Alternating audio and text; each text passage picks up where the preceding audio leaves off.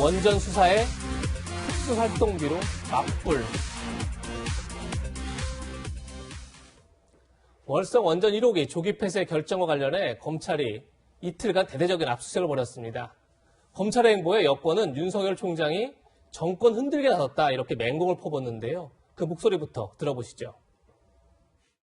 정치 수사이자 검찰권 남용이라고 저는 생각합니다. 마치 지난해 법무부 장관에 대한 국회 인사청문회 논의가 진행되는 때 장관 후보 일가에 대한 대대적인 압수수색을 벌였던 때를 연상케 합니다. 검찰의 국정 개입 수사 행태에 유감을 표합니다. 유감이라고 말씀을 드렸습니다만 제가 쓸 수 있는 가장 점잖은 표현입니다. 검찰이 수사권을 남용해 국정 운영에 개입하는 것은 위험 수위를 넘는 국정 흔들기입니다. 대통령과 행정부의 정책 집행에 대해서 검찰이 개입해서 당 부당과 불법 여부를 가리겠다는 것은 헌법 정신에 대한 정면 도전입니다. 변호사님, 지금 여권이 맹공을 하고 있는데 한마디로 정리하면 정치 검찰의 국정 흔들기다 뭐 이렇게 정되는 것 같아요. 어떻게 보십니까? 아마 여권의 입장에서는 뭐 저렇게 할 수밖에 없다고 저는 뭐 한편은 또 이해를 합니다. 그 이유는 일단 이제 문재인 대통령의 공약이고 현 정권에서 제일 중요한 부분 중에 두 가지를 꼽으라고 한다면 이제 검찰 개혁하고 이제 탈원전이잖아요. 예. 근데 탈원전과 관련해서 월성 1호기 이 부분에 대해서 이제 경제성 평가랄지 어떻게 보면 원래 계획보다도 조기에 폐쇄를 했단 말이에요. 근데 그 과정에서 이제 여러 가지 감사원의 이제 문제점이 있었어요. 그런데 이걸 시각들이 좀 다를 수 있어요. 그러니까 여권에서는 이건 정책에 관한 건데 이걸 왜 수사를 하느냐 그런 시각이 있을 수 있고 또 반대인 측면을 보면 그럼 정책이라는 것을 어떻게 보면 진행을 하려고 하면 그 과정이 좀 적법해야 하지 않느냐.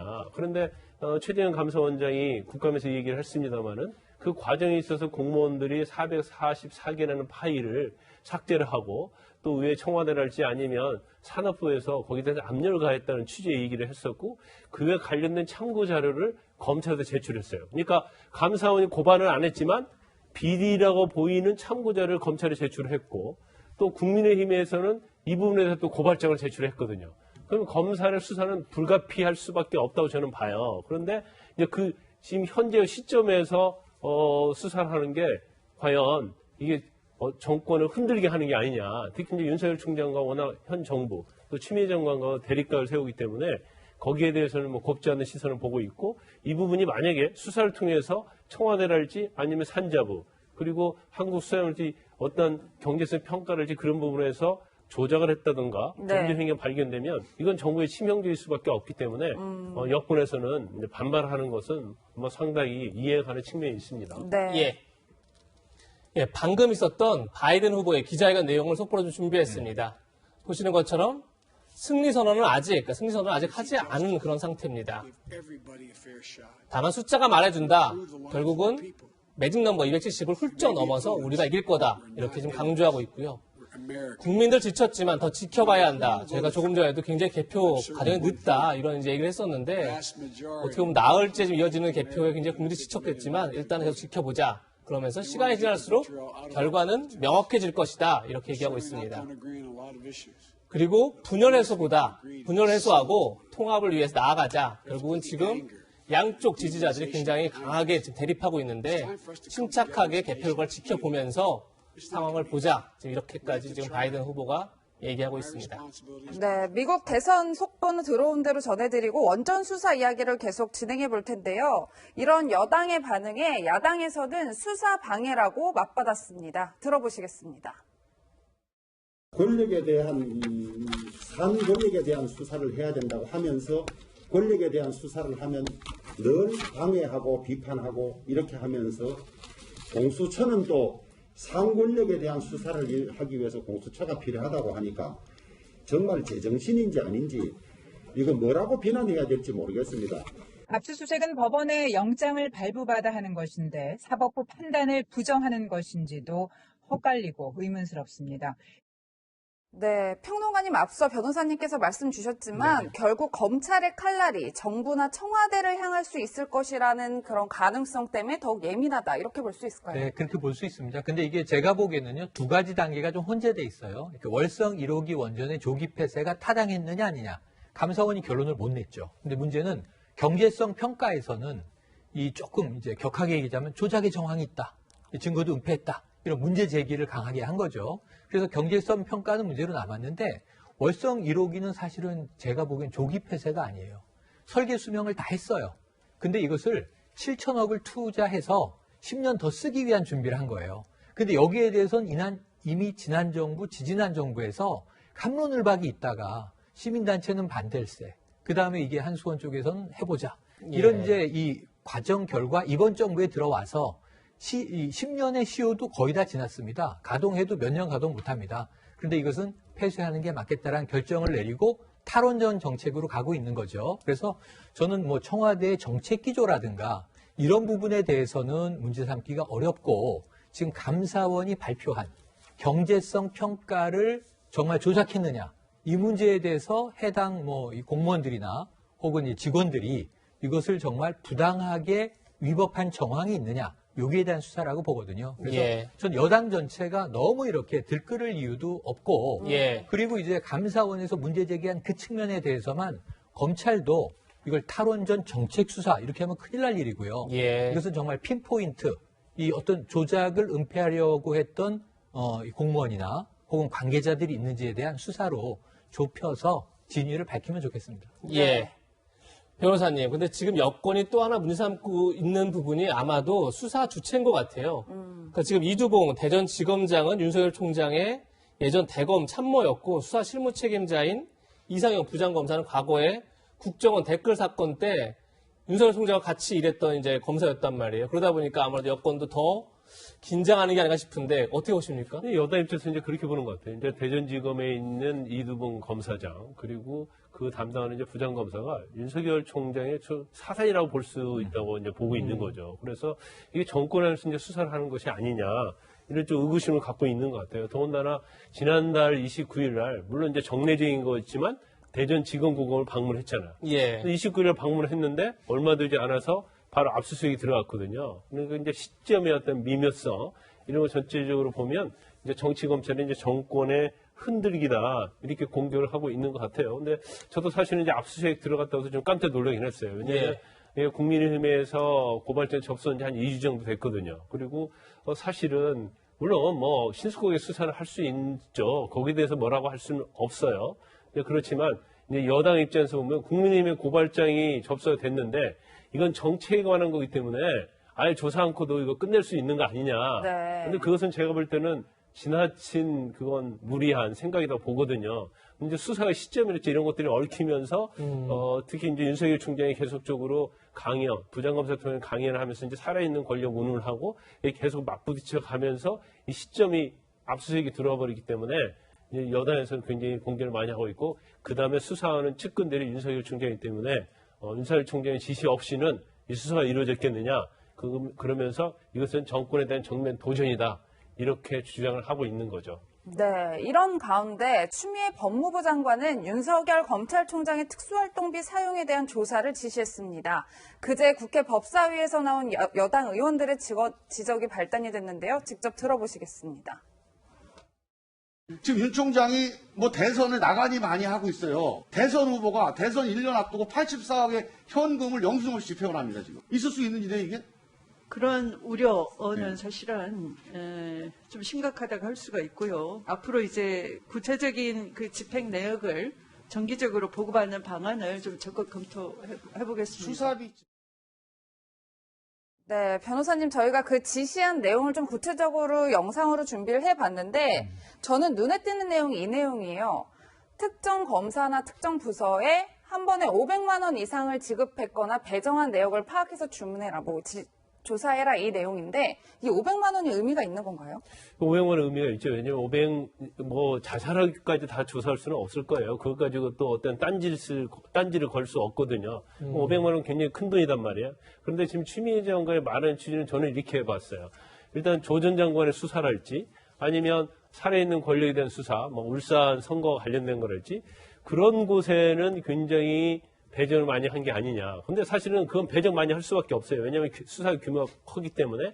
근데 여기서 한 가지 더 본인과 굉장히 친하다랄지 윤석열 사단이 있다고 보는 그런 부서에 집중적으로 특활비를 지급한 게 아니냐. 네. 그래서 자기의 어떠한 지지하는 검사들을 키운 게 아니냐. 이제 그 부분에 대해서 아마 의구심을 갖고 있는 걸 보입니다. 이제 그렇기 때문에 아마 특활비에 대해서는 뭐 내역이 나올 거라고 보고 그런데 저는 이제 그런 생각을 좀 해요. 뭐냐면 지금의 어떤 대립적 구도는 정치 검찰이냐 아니냐, 윤석열 총장이 의도적으로 정권 흔들기냐 아니냐 이거 아니에요.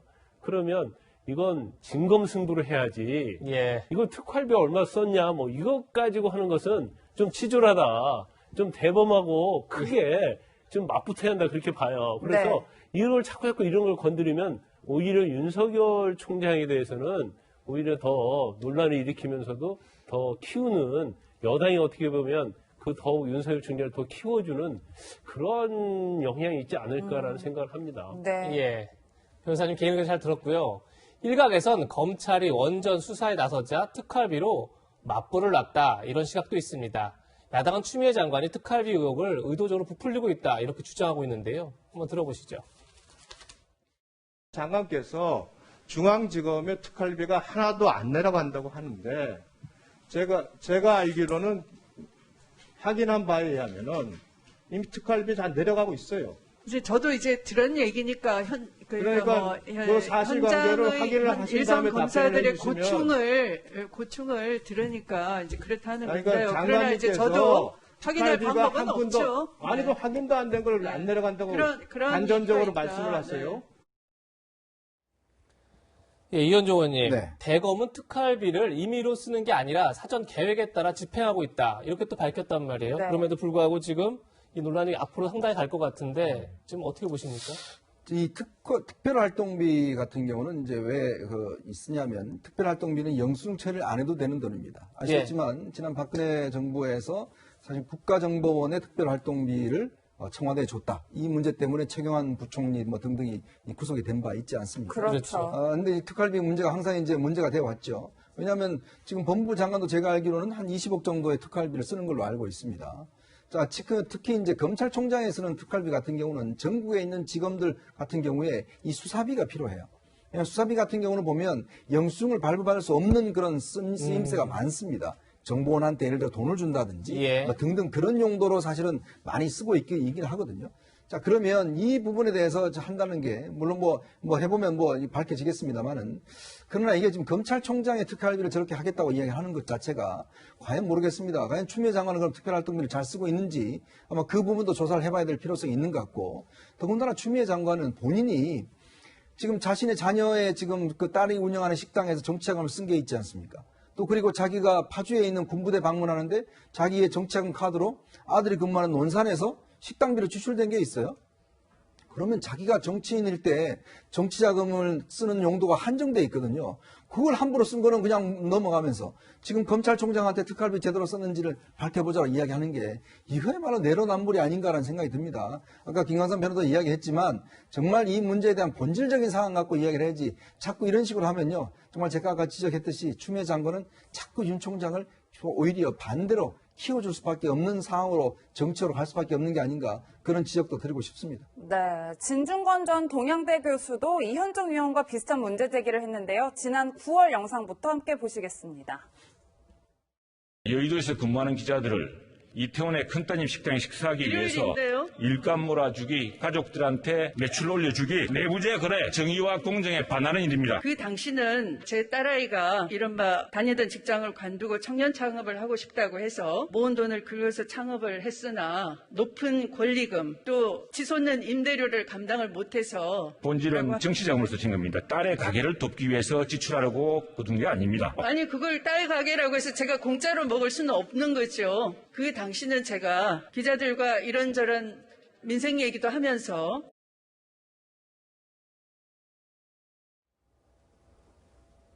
네, 평론가님 물론 뭐 특활비와 정치자금은 좀 네. 성격이 다르긴 하겠지만 진 전 교수처럼 이렇게 법무장관의 특활비 사용 내역부터 공개해라. 뭐 이런 목소리들도 좀 있는 것 같아요. 네, 맞습니다. 이제 정치자금 당시에 이제 252만 원을 달에 식당에서 10여 차례 모임을 하면서 먹었다.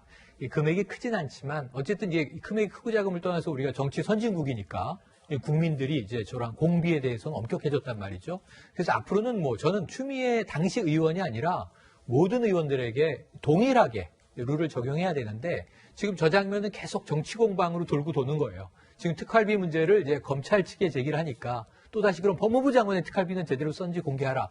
이건 참 당연한 또 요구이자 야당이 얘기를 할 땐 정치 공세인 게 명확한데 저는 여야의 정치 공방 떠나서 모든 특활비가 투명해져야 한다는 건 지난 정부 때 이미 국민들의 요구로 나왔던 거예요. 그래서 이 지난 정부, 이번 정부, 여야가 바뀌든 말든 상관없이 이 국민의 세금으로 운영되는 자금에 대해서는 정말 특별 활동이 있을 수 있습니다. 그 폭을 줄이고요. 나머지 판공비처럼 쓰는 비용들은 다 공개하는 게 맞다고 봅니다. 예. 네.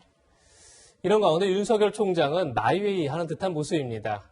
검찰이 윤 총장의 지방순회 영상을 공개했는데 영상 먼저 보고 이야기 나누겠습니다. 우리가 추구하는 진실이라는 게 우리의 주장이 진실이 아니다. 늘 역지사지하는 마음을 갖는 것이 그게 우리가 검찰이 변화하는 어떤 목표요 방향이 아닌가 하는. 총장님 기운 내십시오. 경량의 수용돌이에 빠져 있는 이 위기 상황을 총장님 혼자서만 그 두 어깨로 무겁게 지고 가려 하지 마십시오. 수고가 많네. 내가 방에 잠깐 가서 귀신이나 한번 밟아줄게.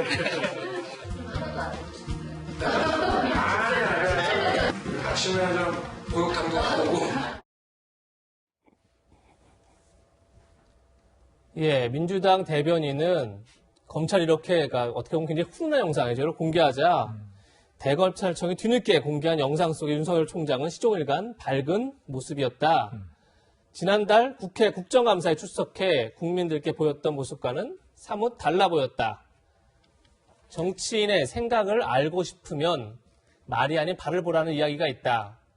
결국 윤 총장이 결국 정치 행보를 하고 있다. 뭐 이런 비판을 지금 하고 있습니다. 김광삼 변호사님 어떻게 보십니까? 제가 볼 땐 저것은 아주 틀린 말은 아니라고 봐요.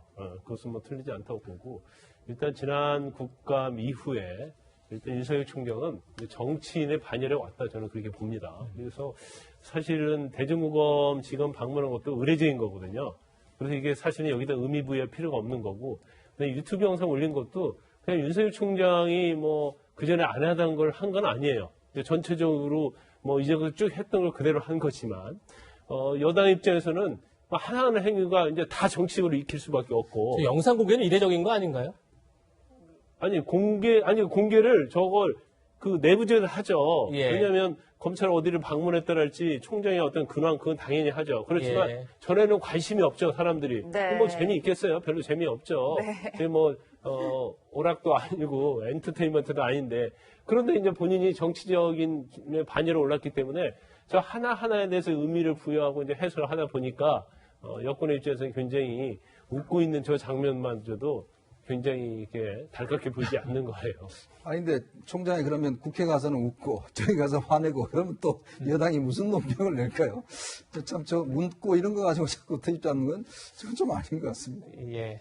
네, 그럼 정치권 이야기는 여기서 마무리하고요. 오늘 준비한 마지막 한 랭킹 만나보시겠습니다.